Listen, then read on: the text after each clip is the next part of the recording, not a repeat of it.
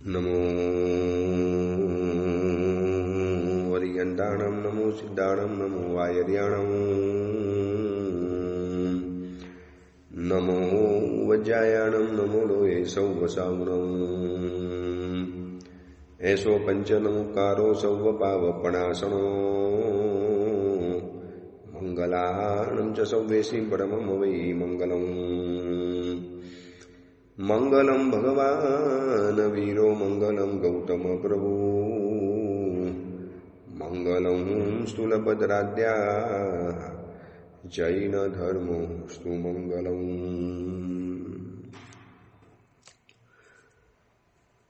આજના પ્રવચનનો વિષય છે મૌન 11નો મહિમા. પ્રવચન શરૂ કરું એની પહેલા એક વાત બતાવી દઉં. સુરતથી શંખેશ્વર જવા માટે જે નીકળ્યા હતા એ વિહારયાત્રા શંખેશ્વર પરમાત્માની પરમ કૃપાથી, દેવગુરુના આશીર્વાદથી અને તમારા બધાની ખૂબ શુભેચ્છાથી 411 કિલોમીટરની અમારી વિહારયાત્રા શંખેશ્વર આવીને પરિપૂર્ણ થઈ. આજે તમે જ્યારે આ પ્રવચન સાંભળતા હશો ત્યારે હું કદાચ શંખેશ્વર ભગવાનના દરબારની અંદરમાં હોઈશ, શંખેશ્વર ભગવાનની સન્મુખ ઊભેલા હોઈશું. મૌન 11નું પર્વનો દિવસ અને બરોબર 11 વર્ષે શંખેશ્વર ભગવાનના દર્શન કરવાનું સૌભાગ્ય જાગ્યું. કેવો એક સરસ મજાનો કુદરતી સંયોગ આવી ગયો. મૌન 11નું મહાન પર્વ, આટલું વિશિષ્ટ પર્વ, અને એની સાથે સાથે 11 વર્ષે શંખેશ્વર પાસનાથ ભગવાનના દર્શન કરવાનું સૌભાગ્ય જાગ્યું. બસ અમે શંખેશ્વર સુખરૂપ પરિપૂર્ણ પહોંચી ગયા છીએ. સુરતથી શંખેશ્વરની વિહારયાત્રા જે શરૂ કરેલી, એક એક ગામને વટાવતા એમાં છેલ્લા 10 દિવસ તો જે કાતિલ ઠંડી પડી છે, સુસવાટા બંધ ઠંડી, વર્ષો પછી આવો ઠંડીનો ચમકારો અનુભવ્યો કે ઠંડી કોને કહેવાય એ અનુભવ. મુંબઈ, અમદાવાદ, સુરતમાં તો આવી ઠંડી લગભગ જોવા નથી મળતી. શહેરની એટલી બધી ગરમી, પેટ્રોલના ધુમાડા, એસીના જે ધુમાડા નીકળે, ગરમી નીકળે, એના કારણે લગભગ શહેરોમાં તો ઠંડી ગાયબ થઈ ગઈ. પણ આ એક વઢિયાર પ્રદેશની અંદરમાં આવ્યા, એમાં મણિલક્ષ્મી છોડ્યા પછી જે ઠંડી શરૂ થઈ અને શંખેશ્વર ભગવાનના દરબારની અંદરમાં ઉપસ્થિત થયા છીએ. તારીખ 29 સુધી, એ 29 અથવા તો 30 તારીખની, ડિસેમ્બરની 30 તારીખ સુધી લગભગ શંખેશ્વરની અંદરમાં સ્થિરતા થશે અને શંખેશ્વર ભગવાનની ભક્તિ કરીશું. આ વખતે પોષ દસમીના 8મનું પણ આયોજન છે મુંબઈવાળા પરિવાર તરફથી. એટલે 8મ વગેરેની આરાધના કરાવી અને પછી અનુકૂળતા મુજબ ગિરનાર તરફનો વિહાર શરૂ થઈ જશે. આજે આપણે વાત કરવી છે મૌન 11 પર્વનો મહિમા. જ્યારે 22મા તીર્થંકર નેમનાર પરમાત્મા દ્વારિકા નગરીમાં પધારેલા હતા અને શ્રી કૃષ્ણ રાજા પ્રભુને વંદન કરવા માટે આવ્યા. પ્રભુને વંદન કરીને પ્રભુને એક સવાલ પૂછ્યો કે પ્રભુ, એવો કયો એક દિવસ છે કે જે એક જ દિવસની આરાધના કરવાથી અનેક ઘણું પુણ્યનો પ્રાપ્તિ થાય, અનેક ઘણા પાપો ખતમ થાય, દોષો ખતમ થાય, અનેક પ્રકારના પાપોથી મુક્તિ બની જાય. રાજકાજની અંદરમાં છું, કદાચ રોજની આરાધના ન થાય તો એવું કયું પર્વ છે કે જેની આરાધના કરતાની સાથે અનેક ગણું, ખૂબ ઘણો લાભ મળી જાય? અને પરમાત્માએ જવાબની અંદરમાં કીધું કે રાજન, મૌન 11 નામનું જે મહાપર્વ છે, આ પર્વ વિશિષ્ટ એટલા માટે છે કે અનેક તીર્થંકર પરમાત્માના 150 કલ્યાણકો, 150 કલ્યાણક આ દિવસોની અંદરમાં થાય છે. અને આ 11 પર્વનો મહિમા એવો છે, અનંત કાળની અંદરમાં જ્યારે આ માગસર સુદ 11નો દિવસ આવશે, એટલે અલગ અલગ સાલમાં, અલગ અલગ સંબંધમાં, અલગ અલગ દિવસે, અલગ અલગ મહિનાની અંદરમાં આ જ તિથિના દિવસે અનેક તીર્થંકર પરમાત્માનો જન્મ થવાનો, પરમાત્માની દીક્ષા થવાની અને પ્રભુનું કેવળ જ્ઞાન થવાનું. આની અંદરમાં કોઈ પણ પરમાત્માનું સેવન અને પ્રભુનું નિર્વાણ, આ દિવસનો મહિમા જોજો. મૌન 11ના દિવસે એક પણ પરમાત્માનું નિર્વાણ કલ્યાણક નથી આવતું. અર્હતે, નાથાય અને સર્વજ્ઞાય નમઃ, આ 3 કલ્યાણક આવે છે. તો આ પર્વનો એક અદ્ભુત મહિમા છે. અને આ આરાધના જો સાચી રીતે કરવી હોય, સારી રીતે કરવી હોય તો મૌનપૂર્વક આરાધના કરવાની. ભગવાન નેમનાથે શ્રી કૃષ્ણને એ વાત બતાવી છે કે મૌન સાથે આરાધના એટલા માટે કરવાની કે બોલવાની સાથે આખો સંસાર જોડાયેલો છે અને સંસારની અંદરમાં જેટલા પણ સંબંધો બગડે છે, સંસારની અંદરમાં જેટલી પણ ઉથલ પાથલો થઈ છે, સંસારની અંદરમાં જેટલા પણ કોર્ટ કચેરીના કેસ જે પણ થયું છે, અથવા તો હોસ્પિટલ અને હોટલ અને કોર્ટ, આ બધું જ ચાલે છે માણસના મોઢાથી, જીભની અંદરમાંથી. એટલે મૌન એટલે બોલવાનું પણ મૌન અને ખાવાનું પણ મૌન, ભોજનનું પણ મૌન. ઉપવાસ કરીને આરાધના કરવાની. આ દિવસે એક ઉપવાસ કરો અને 150 ગણા ઉપવાસનો લાભ મળી જાય. એક ઉપવાસનું પુણ્ય 150 ગણું થઈ જાય. એક સામાયિક કર્યું, એક પતિગમન કર્યું, એક નાનકડી આરાધના કરી, એક પરમાત્માની પૂજા કરી, એનાથી 150 ગણી આરાધનાનો લાભ મળી જાય છે. અને એનાથી વિપરીત આ દિવસોની અંદરમાં માનો વિરાધના કરી, રાત્રિ ભોજન કર્યું, કંદમૂળ ખાધું, જમીન કંદ ખાધું, હોટલની અંદરમાં ગયા, બિનજરૂરી વિરાધનાઓ કરી, તો એનું પણ 150 ગણું પ્રાયશ્ચિત આવે છે, 150 ગણું ફળ મળતું હોય છે. એટલે આ દિવસો એટલો મહત્વનો છે રાજન, કે બાકી બધી આરાધના કદાચ ન થતી હોય તો આ એક દિવસની આરાધનાથી અનેક ઘણું પુણ્ય પ્રાપ્ત થઈ શકે છે. અને સાથે સાથે નેમનાથ પરમાત્માએ સુવ્રત શ્રેષ્ઠીના દ્રષ્ટાંત દ્વારા બતાવ્યું. આ શેઠનું મૌન જોજો. ઘરની અંદરમાં ચોર આવ્યા છે, પોતાની આંખની સામે ચોરો ધન ચોરીને જાય છે, જિંદગીભરની કમાણી, અબજો રૂપિયાની કમાણી, કોટલા બાંધીને પોતાની આંખની સામે જાય છે. પણ સુવ્રત શેઠ દર સુદ 11ના દિવસે પૌષદને મૌન રાખીને બેસે, કારણ કે શબ્દોની સાથે આખો સંસાર જોડાયેલો છે. બોલો એટલે સંબંધો વધે, સંબંધો વધે એટલે સંસાર વધે, સંસાર વધે એટલે જંજાર વધે, ચિંતાઓ વધે, ઉપાધિ વધે, ટેન્શન વધે. અને એના કરતાં વ્યક્તિ મૌન થઈ ગઈ એટલે અનેક પ્રકારનો સંસાર એનો આપોઆપ કટ થઈ જવાનો, સંસાર પતી જવાનો. તો ખાલી ન બોલવું એ તો એક સામાન્ય મૌન ગણાય છે, પરંતુ વિચારોનું મૌન, શબ્દોનું મૌન, ભોજનનું મૌન, એ દિવસે પ્રવૃત્તિઓનું મૌન. ખાલી આપણે શું માન્યું ખબર છે? મૌન 11ના દિવસે બસ ખાલી મૌન લઈ લેવાનું. પરંતુ મૌન લીધા પછી ઈશારાઓ તો ચાલુ જ હોય, મૌન લીધા પછી હુંકારા તો ચાલુ જ હોય, મૌન લીધા પછી લખવાનું પણ વધારે ચાલુ થાય. મૌનનો મતલબ એ છે વિચારોનું મૌન, ઉચ્ચારોનું મૌન, શબ્દોનું મૌન, ભોજનનું મૌન, પ્રવૃત્તિઓનું મૌન, વ્યવહારનું મૌન. જેટલા પણ સંસાર આખા દિવસની અંદરમાં એક પણ વ્યવહાર નહીં, એક પણ મૌન નહીં, બસ એ દિવસ એવો લઈને બેસી જવું છે. અને આ સુવ્રત શ્રેષ્ઠી આવા પ્રકારના મૌન લઈને બેઠેલા હતા.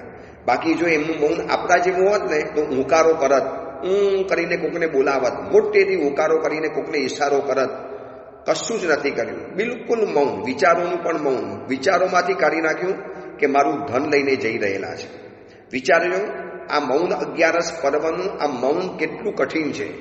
એટલા માટે મહોપાધ્યાય યશો વિજયજી મારા જ્ઞાનસાર અષ્ટકમાં લખે છે, સુલભમ વાગ અનુચ્ચારમ મૌનમ એકેન્દ્રિયસુ અપી. એકેન્દ્રિયના ભાવમાં પણ વચનનો ઉચ્ચાર ન કરવો, આવું મૌન તો બહુ સુલભ હતું.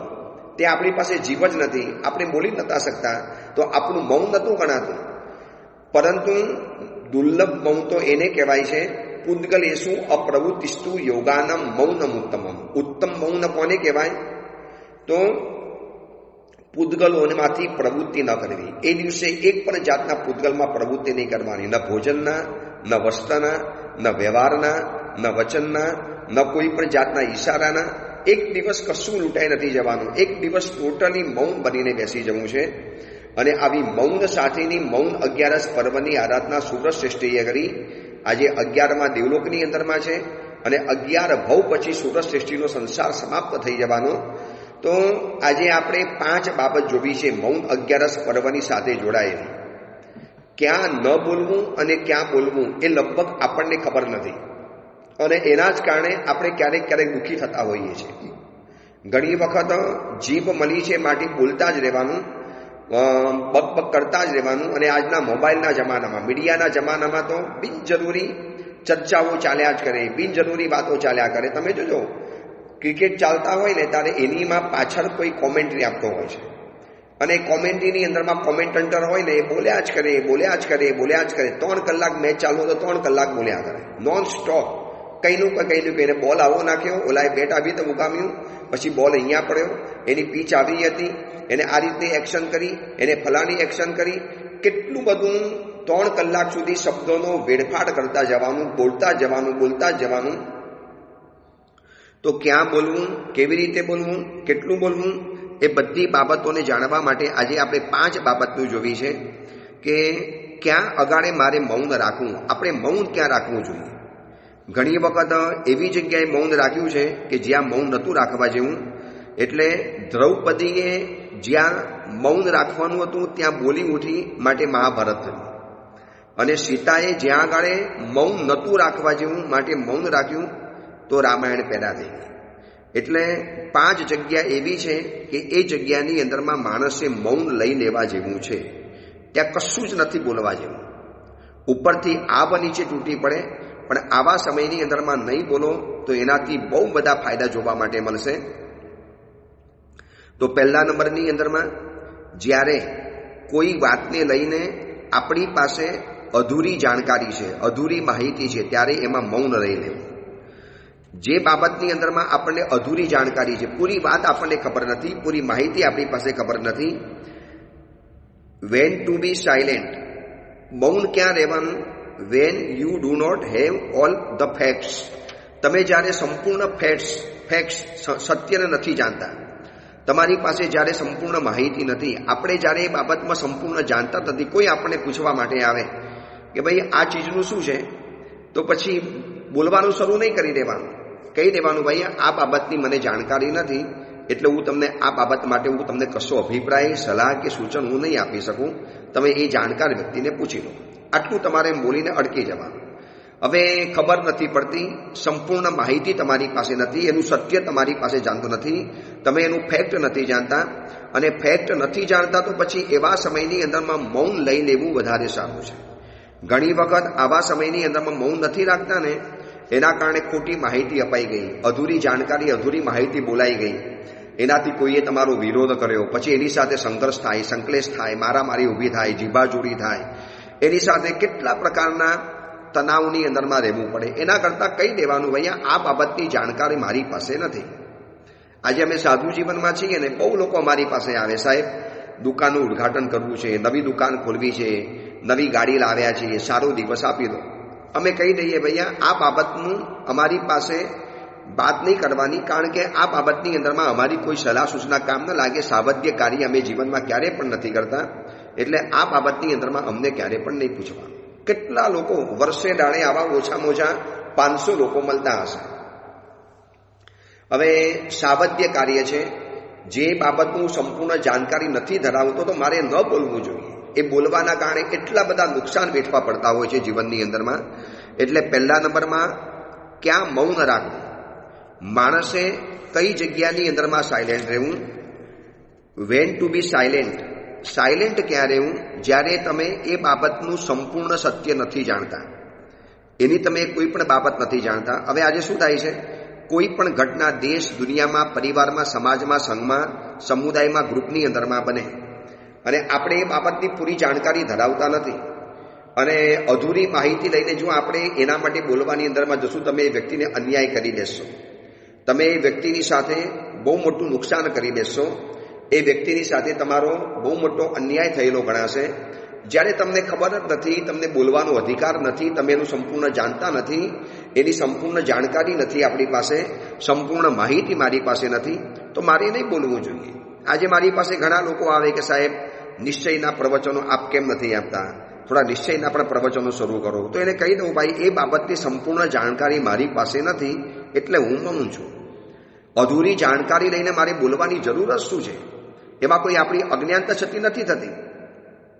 આજે મૌન 11 પર્વ છે, અને પરિવારની અંદરમાં, સમાજમાં, કુટુંબમાં, ફેમિલીમાં, આજુબાજુના સંબંધોની અંદરમાં તણાવથી જો બચવું હોય, વેન ટુ બી સાયલન્ટ, મૌન ક્યારે રહેવું? તો આવી બાબતમાં તમે ઘરની અંદરમાં છો, તમને સાસુએ કે સસરાજીએ કે અથવા તો દેરાણીએ કે જેઠાણીએ કે પતિએ તમને કોઈ પણ બાબતમાં પૂછ્યું કે ઘરમાં આજે આવું થયું હતું, તમારે કહી દેવાનું દેખો આ બાબતની સંપૂર્ણ જાણકારી મારી પાસે નથી, કંઈક થયું તો એ તો છે, પણ હવે કોને કર્યું, શું કર્યું, એની મને સ્પષ્ટ માહિતી મારી પાસે નથી, એટલે હું તમને આખી બાબતમાં હું કશું જ નહીં કહી શકું.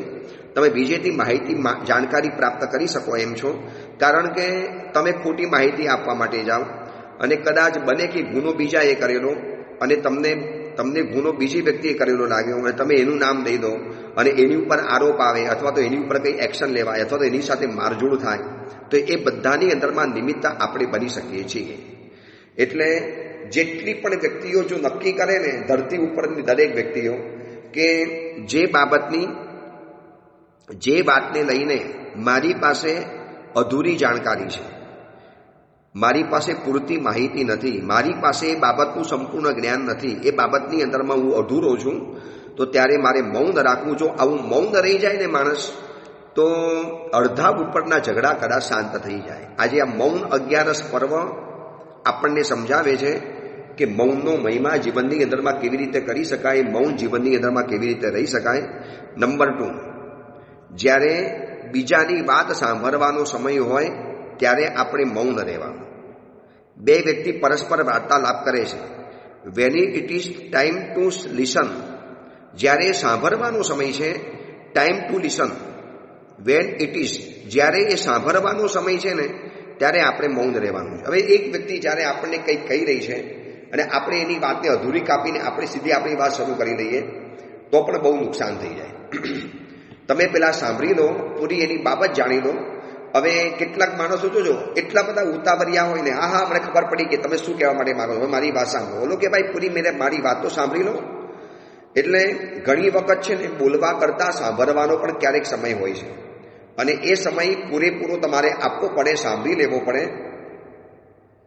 અને પૂરું સાંભળ્યા પછી કદાચ એવું બની પણ શકે કે આપણને બોલવાની જરૂર જ ન પડે, આમાં બોલવા જેવું જ ન લાગે. એટલે બીજા નંબરની અંદરમાં જ્યારે બીજાની વાત સાંભળવાનો સમય હોય ત્યારે આપણે મૌન રાખવા જેવું છે. તમે કોકની પીડા, કોકની વેદના, કોકની વ્યથા, કોઈક વ્યક્તિ આપણી પાસે આવીને દિલ ઠાલવતા હોય, હૈયું ખાલી કરતા હોય અને એવા સમયે પણ જો આપણને સલાહ સૂચના આપવાના વરખા હોય તો ખોટું છે. એને પૂરી વાત જાણીને પછી આશ્વાસન આપી દેવાનું, ભાઈ તમારી વાત જાણી લીધી, કોઈ ચિંતા નહીં કરતા, બધું સારું થઈ જશે, હું તમારી સાથે છું, આઈ એમ વિથ યુ, હું તમારી સાથે છું, કોઈ ચિંતા મત કરો. આટલું તમે કહીને છૂટી શકો છો. પરંતુ જ્યારે વાત સાંભળવાનો અવસર હોય ત્યારે પણ મૌન નથી રાખતા, તો મૌન 11 પર્વની પૂરી આરાધના નહીં થાય. પૂરેપૂરી આરાધના કરવી છે, સંપૂર્ણ આરાધના કરવી છે, ખાલી આજના દિવસ પૂરતી નથી કરવી, આપણે રોજ આરાધના કરવી છે મૌન 11 પર્વની. તિથિ ભલે 12ની હો, તિથિ ભલે 13 હો, તિથિ ભલે 14 હો, મારે મૌન 11ની આરાધના કરવી છે, મૌન પર્વની આરાધના કરવી છે. તો જ્યારે બીજાની વાત સાંભળવાનો સમય હોય ત્યારે મૌન રહેવું, આ બીજા નંબરનો નિયમ છે મૌન 11 પર્વનો. ત્રીજા નંબરની અંદરમાં વેન યુ ફીલ ક્રિટિકલ, જ્યારે તમે જીવનમાં કટોકટી અનુભવતા હો, જ્યારે જીવનનીમાં તમે મુશ્કેલીમાં આવી ગયા હો અને એવા સમયની અંદરમાં જ્યારે ગુસ્સો વગેરે ચડ્યો હોય, મગજનું બેલેન્સ આપણું બરોબર ન હોય, ત્યારે મૌન રહેવા જેવું છે. વેન યુ ફીલ ક્રિટિકલ, જ્યારે આપણે જીવનની અંદરમાં કોઈક એવી કટોકટીનો અનુભવમાંથી પસાર થઈ રહેલા છીએ, તો એવા સમયમાં બોલવું જરૂરી નથી. કારણ કે એ સમયમાં શબ્દો ખોટા પડશે, શબ્દો ખોટા ઉપયોગ થઈ જશે, એનાથી સંબંધો મોટા ડેમેજ થઈ શકે છે. એના કરતાં એવા સમયની અંદરમાં ન બોલવું એ સૌથી સારું છે, ન બોલવું એ સૌથી વધારે સારું. ક્રિટિકલ સમય ચાલે છે, મુશ્કેલીનો સમય ચાલે છે, કટોકટીનો સમય ચાલે છે. અત્યારે આપણે બહુ મુશ્કેલ ઘડીમાંથી પસાર થઈ રહેલા છીએ.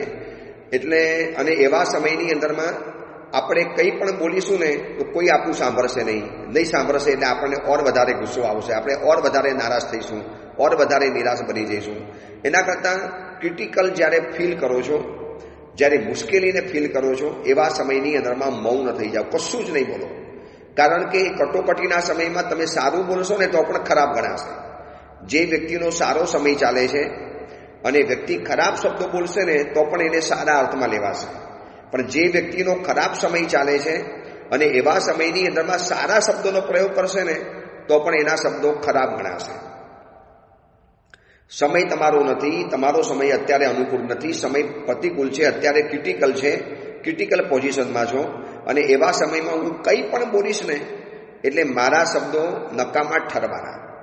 અને જે વ્યક્તિનો સમય સારો આવેલો છે, પુણ્ય સારું છે, ભાગ્ય સારું છે અને એ વ્યક્તિ કદાચ ખોટું પણ બોલશે, ગુસ્સેથી પણ બોલશે, એટલે કહેવાય છે ને કે જ્યારે સમય સારો હોય ત્યારે તમે કોકની સ્તુતિ કરો ને તો પણ એને ગાર લાગે, અને સમય જ્યારે સારો હોય અને તમે એને ગાર આપશો ને તો પણ એને સ્તુતિ અને પ્રશંસા બરાબર લાગશે.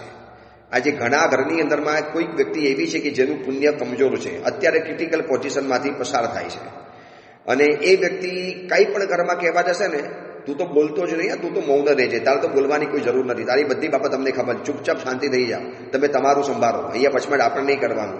માનો આવા કોઈ શબ્દો કોઈ બોલી ગયું, કોઈએ કહી દીધા, કેવી માનસિક હાલત થઈ જાય, કેવી આપણા મનની અંદરમાં ગરમી ચડી જાય, અને પછી એનાથી શબ્દો ખોટા પકડાઈ જાય, ખોટા બોલાઈ જાય. એના કરતાં સાયલેન્ટ થઈ જવાનું. ક્યારે થવાનું? જ્યારે વેન યુ ફીલ ક્રિટિકલ, જ્યારે આપણે મુશ્કેલ પરિસ્થિતિનો અનુભવ કરીએ છીએ ત્યારે.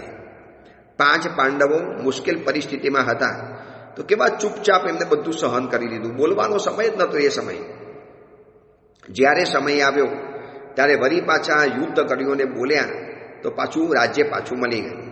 એટલે આ સમયને સમજી લેવાની જરૂર છે કે અત્યારે મારો સમય નથી, અત્યારે મારું પુણ્ય નથી, અત્યારે મારો અવસર નથી, અત્યારે મારું ભાગ્ય નથી, તો અત્યારે બોલીને મારો કોઈ મતલબ નથી.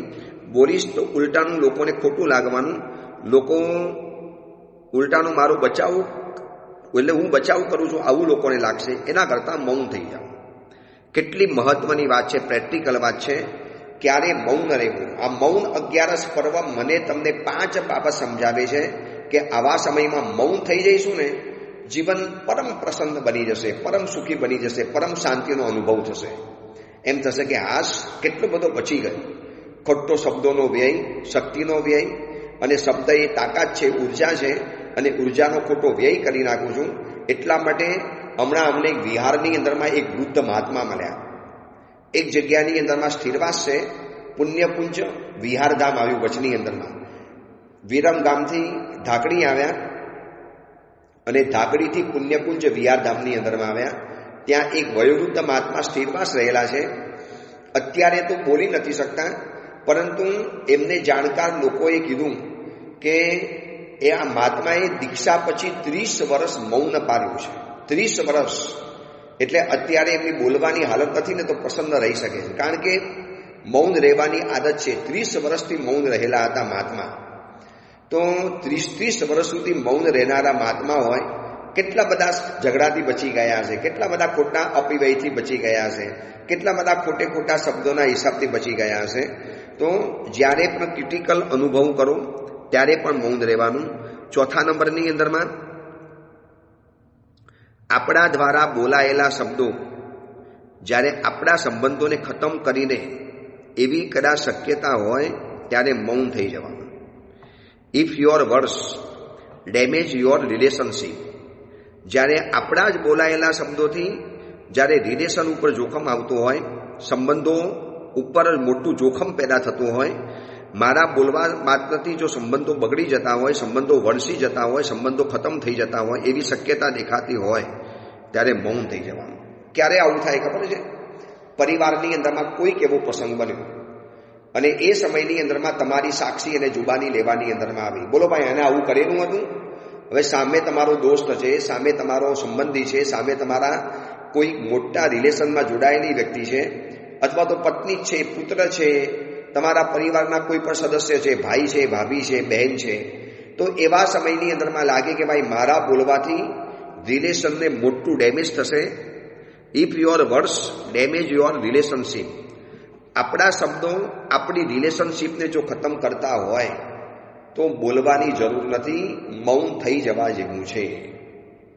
કઠિન છે આ, કંટ્રોલ કરવો બહુ કઠિન પડશે, બહુ ભારે પડશે, કારણ કે જ્યાંને ત્યાં બોલવાની આપણને આદત લાગુ પડી ગઈ છે. જ્યાંને ત્યાં સલાહ આપવી, જેને તેને આપવું. કેટલા લોકો તો છે ને જાણે કે બોલવાની એજન્સી લઈને જ આવેલા છે. ખાલી સૂતા હોય ત્યારે મૌન રહી શકે, એ પણ કેમ મૌન રહેતા હોય છે આશ્ચર્ય લાગે છે.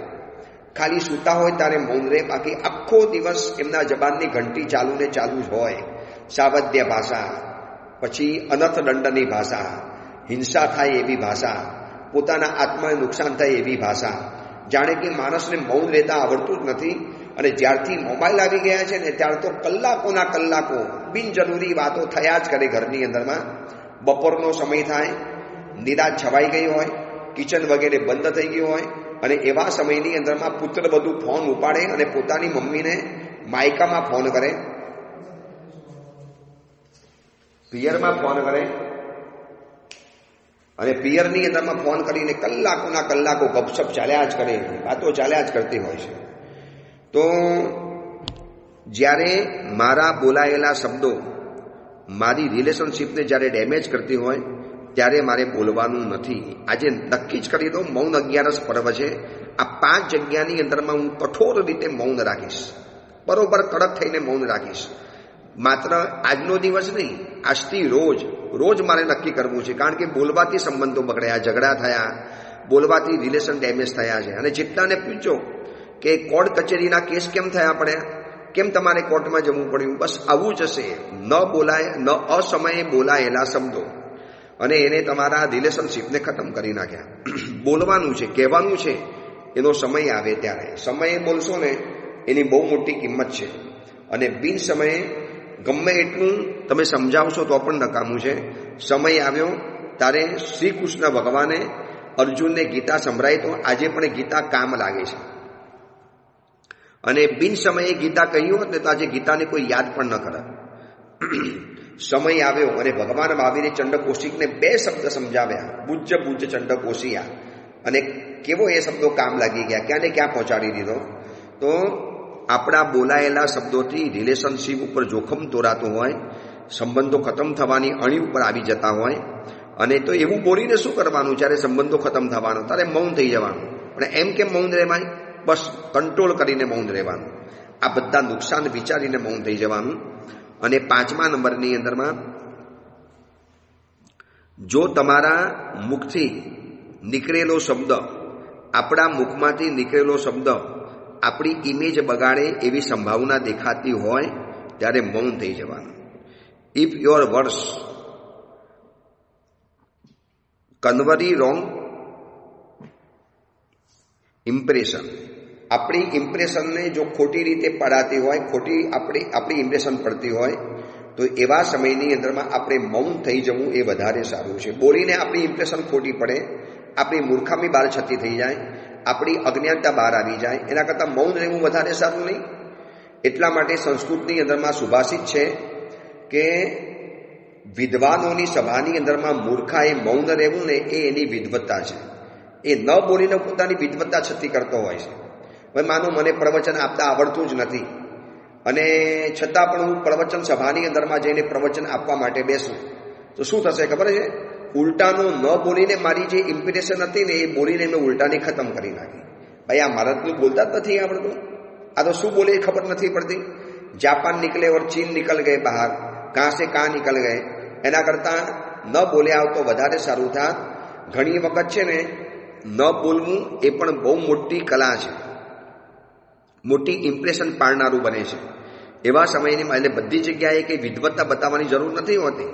જ્યાં યોગ્ય પાત્ર નથી, યોગ્ય વ્યક્તિ નથી, તો એવા સમયની અંદરમાં ન બોલવું એ પણ વધારે સારું છે. એટલે કન્વરી રોંગ ઇમ્પ્રેશન, જ્યારે આપણી ઇમ્પ્રેશન રોંગ થતી હોય આપણા વર્ષ દ્વારા, આપણા બોલવા દ્વારા, પછી શું કામ મારે બોલવાનું? હું બોલીને ખોટો થરું, બોલીને ખોટી મારી ઇમેજ બગડી જાય, એના કરતાં નથી બોલવું એ વધારે સારું છે. પણ એવા સમયની અંદરમાં કોણ સમજાવશે, કોણ આ કંટ્રોલ કરાવશે? બસ આજે આપણે મૌન 11 પર્વના દિવસે આટલો સંકલ્પ કરીએ. આજે બની શકે તો પ્રતિક્રમણ કરજો, બની શકે તો એકાદ સામાયિક કરી લેજો. પ્રવચનની અંદરમાં જવું, મૌન 11 પર્વનો મહિમા સાંભળવો અને સાથે સાથે બપોરનું દેવવંદન આજની આ વિધિની અંદરમાં આવે છે. અને 150 માલાનું ગણનું ગણવાનું છે, 150 માલા. જેમ કે આપણી વર્તમાન 24ની અંદરમાં મલ્લીનાથ ભગવાન અર્હતે નાથાય સર્વજ્ઞાય નમઃ અને નમીનાથ ભગવાનનું પણ આજે કલ્યાણકો થયેલા હતા. તો 3 પરમાત્માના 5 કલ્યાણક આ 24ની અંદરમાં થયેલા હતા. એવી રીતે 150 કલ્યાણકો આજના દિવસે થયેલા છે. આજનો દિવસ અપરંપાર મહિમાશાળી છે. 3 દિવસો અતિ મહત્વના ગણાય છે જીન શાસનમાં. એક તો સંવત્સરી મહાપર્વ, બીજા નંબરમાં જ્ઞાન પંચમી પર્વ અને ત્રીજા નંબરની અંદરમાં મૌન 11 મહાપર્વ. આ 3 ઉપવાસ અગર કરી લીધા તો વર્ષના જે 3 ઉપવાસ કરવાના જે આપણું વિધાન આવે છે, પક્ષી લેખે 1 ઉપવાસ, ચોમાસી લેખે 2 ઉપવાસ અને સંવત્સરી લેખે 3 ઉપવાસ, આ 3 ઉપવાસ આપોઆપ થઈ જાય. તો આજે આ મૌન 11 પર્વની આરાધના જે આ 5 નિયમ બતાવ્યા એવી રીતે મારે કરવી છે કે મારી પાસે અધૂરી જાણકારી હોય તો મારે નથી બોલવાનું. જ્યારે મારે કોકની વાત સાંભળવાનો સમય હોય ત્યારે પણ નથી બોલવાનું. જ્યારે મારા બોલવાથી કટોકટી જ્યારે હું કટોકટીની અંદરમાં હું ત્યારે મારે નથી બોલવાનું. મારા બોલવા દ્વારા મારા શબ્દો સંબંધોને જો ખતમ કરતા હોય તો પછી મારે નથી બોલવાનું. અને મારા બોલ્યા પછી જ જો મારી ઇમેજ બગડવાની હોય અથવા તો શું થાય ખબર છે, જાણકારી બધી જ હોય પરંતુ એવા શબ્દો મોઢામાંથી કાઢીને એવા કડક, એવા કઠોર, એવા ક્રૂર શબ્દો, તો એનાથી પણ ઇમેજ બગડી જાય. તો આટલો મોટો ભણેલો માણસ આટલું પણ ખબર ના પડે કે આવા સમયે શું શબ્દોનો પ્રયોગ કરવાનો, આવું પણ બની શકે છે. એટલા માટે આજે મૌન 11 આ પર્વની આરાધના, મૌન 11 પર્વનો મહિમા આજે આપણે જાણ્યો, સાંભળ્યો. તો આટલું જીવનની અંદરમાં નક્કી કરીએ કે બોલવાથી જ્યારે સંબંધો બગડ્યા છે અને મારા હિસાબે 100 સંબંધો બગડ્યા હશે ને એમાંથી 90% ઉપરના મોટા ભાગ 90 સંબંધો માત્ર બોલવાના કારણે જ બગડ્યા છે. આખું મહાભારત બોલવાના કારણે સર્જાઈ ગયું. દ્રૌપદી ન બોલી હોત તો મહાભારત થવાનું હતું જ નહીં. શું કામ એને બોલવાની જરૂર હતી કે આંધળાના દીકરા આંધળા હોય તો હોય, એમાં આપણને શું ફરક પડે છે. પરંતુ ઘણી વખત બોલવાના જે અભરખા, અંદરથી બોલવાનો જે કેપ ચડતો હોય, અંદરમાંથી બોલવાનો જે અવાજ આવતો હોય એ આવું નુકસાન કરી બેસે છે. પરિવાર ખતમ કરે, સંબંધો ખતમ કરે, જીવન ખતમ કરે, સમાધિ ખતમ કરે, સદગતિ જીવનમાંથી ચાલી જાય અને ખોટા બોલાયેલા શબ્દોથી કર્મોનો બંધ થાય. એ કર્મો વળી પાછા આવતા ભાવમાં ઉદયની અંદરમાં આવે, વળી પાછું આવતા ભાવમાં નુકસાન કરે. એના કરતાં મારે બોલવું નથી. મૌનમ સર્વાર્થ સાધનમ, મૌન બધું જ સિદ્ધ કરી આપે છે. તો આજે આપણે આ મૌન 11 પર્વનો મહિમા જાણ્યો. આવતીકાલથી વળી પાછી આપણે રાબેતા મુજબ પ્રવચનની ધારામાં આગળ વધીશું. કુવલયમાલા ગ્રંથની અંદરમાં શંખેશ્વર તીર્થની અંદરમાં આવી ગયા છીએ. પ્રભુ શંખેશ્વર ભગવાનના દરબારની અંદરમાં 3 ટાઈમ ભક્તિ કરવી છે, જાપ કરવો છે, આરાધના કરવી છે. એક નવી શક્તિ, નવી તાકાત, નવું તેજ, પ્રભુની એક નવી ઉર્જા પ્રાપ્ત કરવી છે. પ્રભુ પાસેથી એક નવું બળ પ્રાપ્ત કરવું છે. એટલા માટે શંખેશ્વરની અંદરમાં લગભગ 15 થી 20 દિવસનું રોકાણ થશે. અત્યારે ગણતરી એવી છે કે 29 અથવા તો 30 ડિસેમ્બર સુધી શંખેશ્વરમાં રહેવાની ગણતરી છે. અને ત્યાર પછી અહીંયાથી લગભગ ગિરનાર તરફ વિહાર કરવાની સંભાવના છે. જે હશે તે કાર્યક્રમ આગળ ઉપર કહી દેવામાં આવશે. અને આ શંખેશ્વર ભગવાનનો એક ભવ્ય ઇતિહાસ છે. આ પ્રતિમા નિર્માણ પાછળનો પણ ઇતિહાસ, એ ઇતિહાસ પાછળનો પણ ઇતિહાસ જાણવા જેવો છે. તો લગભગ 2-3 દિવસ શંખેશ્વર ભગવાનના તીર્થની પ્રવચનમાલા શરૂ કરશું. જેમ ગયા વખતે અંતરિક્ષી તીર્થની યાત્રા કરવા ગયા હતા અને ત્યાંથી મેં તમને અંતરિક્ષી તીર્થનો આખો મહિમા, એના પ્રવચનો બતાવેલા હતા. તો આ વખતે શંખેશ્વર તીર્થની અંદરમાં આવ્યા છીએ. વચમાં કેટલાય તીર્થો આવી ગયા અમારી આજુબાજુની અંદરમાં. અને શંખેશ્વરની નજીકની અંદરમાં આવ્યો જાણે કે તીર્થોની લાઈન શરૂ થઈ ગઈ છે. લાઈનસર તીર્થો છે. છેલ્લા 14 કિલોમીટરના એરિયાની અંદરમાં ઓછામાં ઓછા 10 તીર્થો આવી ગયા છે. 2 કિલોમીટર ચાલો, 3 કિલોમીટર ચાલો ને એક તીર્થ આવી જાય. તો આટલું સરસ મજાનું પરમ પ્રભાવી શંખેશ્વર તીર્થ. શંખેશ્વર પાસના ભગવાન પ્રગટ પ્રભાવી છે, સમાધિના પરમ સાધક છે. એ પ્રભુની આરાધના કરવા માટે અમે 11 વર્ષે આવેલા છીએ. આજે મૌન 11ના પર્વના દિવસે પ્રવેશ થયો. તો ખાસ આજે આરાધના કરી લેજો. જે રીતે કીધી એ રીતે પ્રતિક્રમણ, ઔષધ અથવા તો સામાયિક રાત્રિ ભોજનનો ત્યાગ છે ને પ્રતિક્રમણ કરવા તો જવું જ છે. આટલું જીવનમાં નક્કી કરી લેજો. એ અંગેની બીજી વિશેષ વાત આપણે આવતીકાલે કરીશું. એ જ મંગલ કામના, મંગલ ભાવના. જેના વિરુદ્ધ કાંઈ પણ બોલાયું હોય તો મિચ્છામિ દુક્કડમ.